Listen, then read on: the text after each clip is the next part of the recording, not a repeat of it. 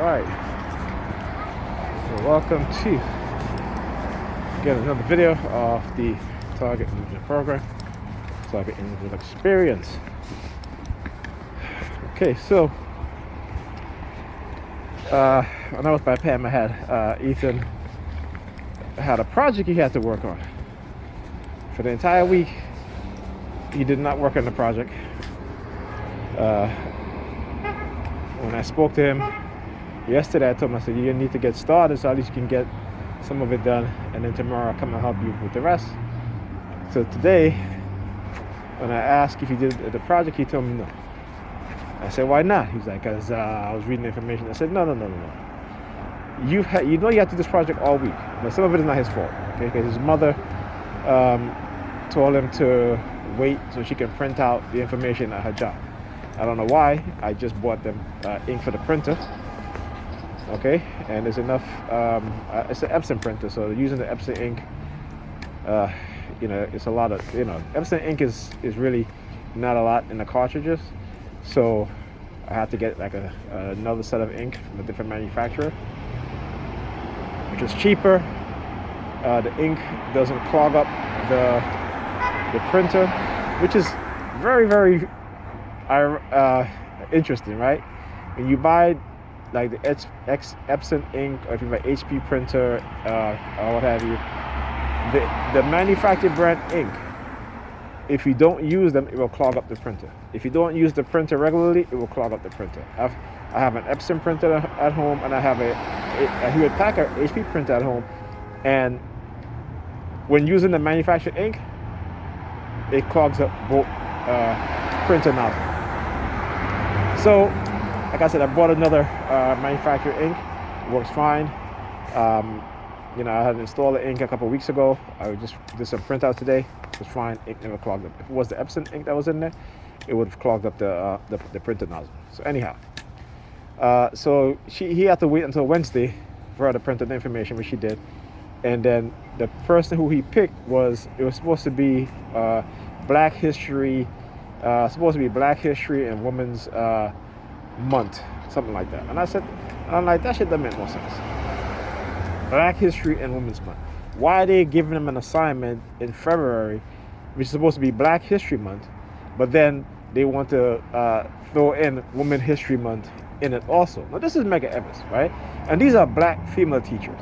And some of the people who they have on the list, and again, I have no problem, I have no issues with whoever you want to do your Black History, your Women's History Month on, but I definitely have a problem when you're going to mix it up with Black History Month, and then you put a whole bunch of white women who were somehow involved in one way with the civil rights movement, okay?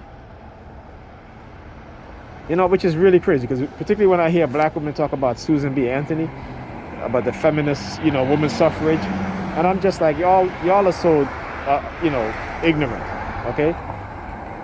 The white suffrage movement, they only got Black women involved to get the support and to increase their numbers so they can white women can have the right to vote.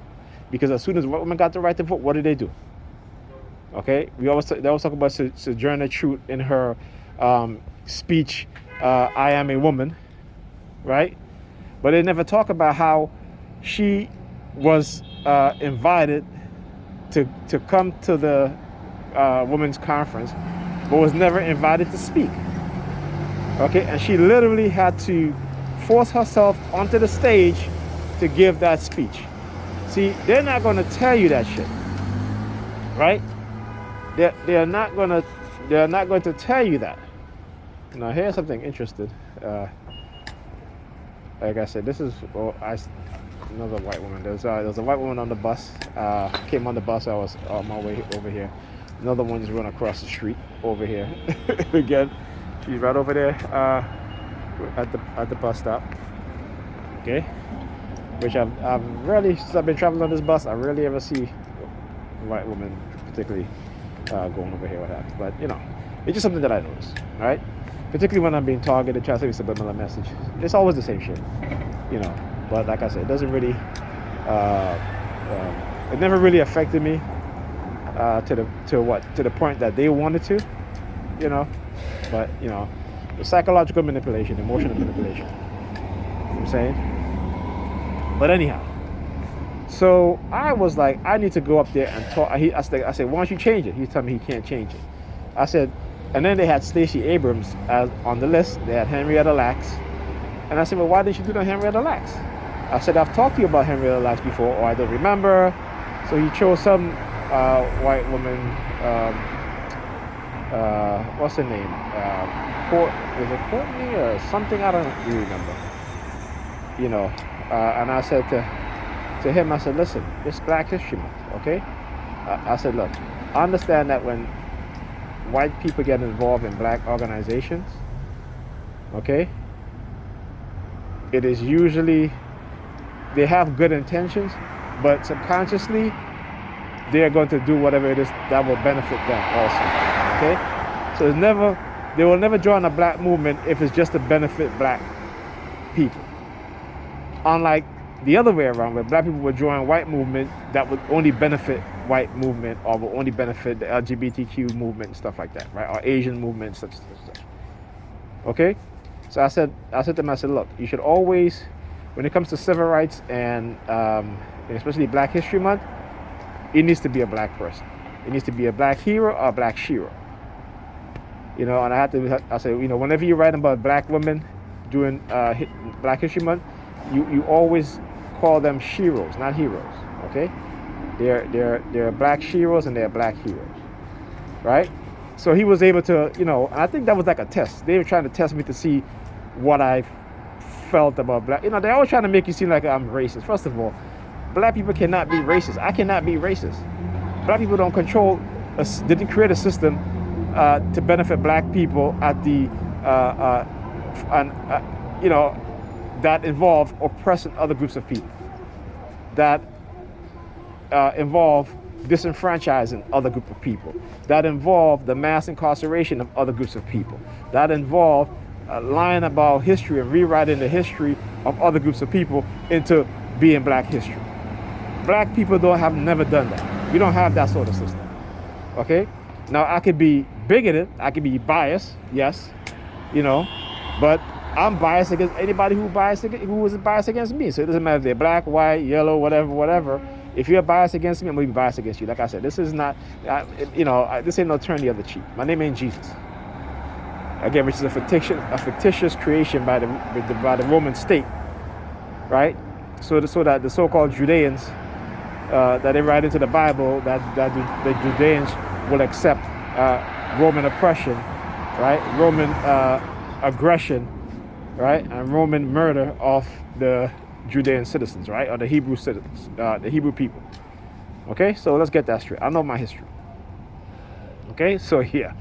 So like I said, right? And particularly when me being a TI and me having an African-centered mindset, they don't like that. White people don't like that. White racists don't like that. White people don't like that at all. They don't like it at all. They always see blacks unification and black success economically as a threat to them. This is why they fight so hard to disenfranchise us economically, whether it be sabotaging black businesses, whether it be using the judicial municipalities and court system, the police as a tool to rob us of our money. Okay? So understand that, right? So anyhow, so I kind of I laid it into ether. I was like, listen, man, and I cursed at him. I said, listen, don't you ever in your entire life, when it comes to writing about black history, you write about some white person, okay? Unless you are writing about, the two white male that was killed along with Medgar Evers Jr. I mean, sorry, not Medgar Evers Jr., Medgar Evers, okay? I say write about them. If you write about the Japanese woman, I forgot her name, who was instrumental in the organization and keeping the Black Panther movement, in terms of organizing, stuff like that, write about her, okay? You're gonna write about white people who actually did things with black people for the benefit of black people, not because they wanted to have some type of gain out of it, whether it be financial gain or what have you. Right? That's who you write about. Okay? But this person they had on the list, this white woman they had on their list, you know, she used the civil rights movement as a springboard to,